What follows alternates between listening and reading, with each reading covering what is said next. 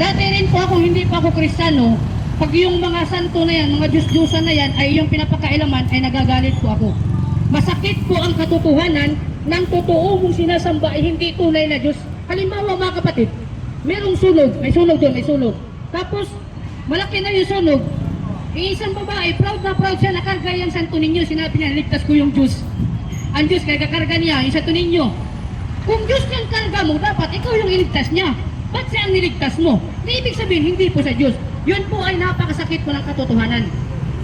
Napakasakit po ng katotohanan. Yung mga pare, ay ilang years po siya nag-aaral ng theology. Almost 10 years to 12 years nag-aaral ang yung mga pare. Ako, nag-aaral po ako ng theology almost 4 years. Kasi ang ano ko po ay pastor.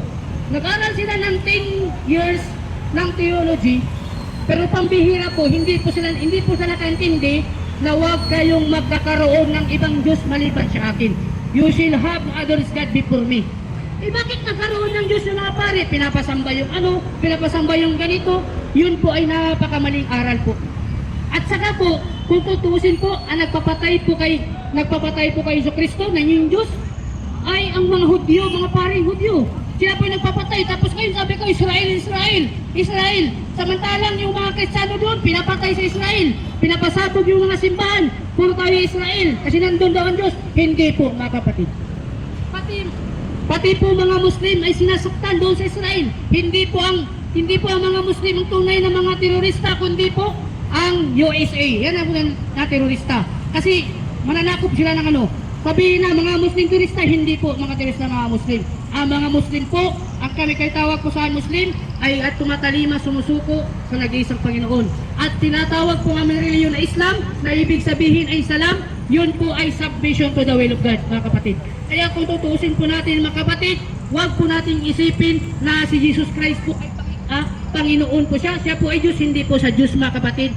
Kahit sino pa pong pastor dito, kahit sino pa pong mga ano dyan sa Plaza Independencia, makipagdebate ako kung merong nakasulat na si Jesus Kristo na siya ay sambahin at siya Diyos. Wala po kayong mababasa, kapatid. Sapagkat sinabi po sa John 17:3, ako ang at ito ang buhay na walang hanggan, ang makilala kanila, nag-iisang tunay na Diyos sa makatuwid bagay, si Jesus Kristo na yung isinugo.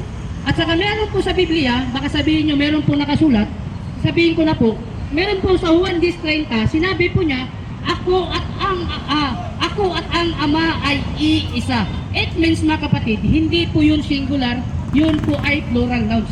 Kasi dalawa po ang ay. Ako at ang Ama ay iisa. Kung singular nouns yun, ibig sabihin na nakasulat dun, ako at ang Ama ay isa. Yun. Nakakaisa lamang po sila dahil po sa hangarin kung ano pong pinag-uutos ng Panginoong Allah, yun po ang sinusunod ni Jesus Christ. At saka mga kapatid, ng aking napag-alaman, alhamdulillah, nalaman ko yung Muslim, na hanggang ngayon po, si Jesu Kristo po ay hindi pa po namamatay. Si Jesu Kristo ay hindi pa namatay. Sinabi yung si Kristo namatay sa krus. Napako sa krus.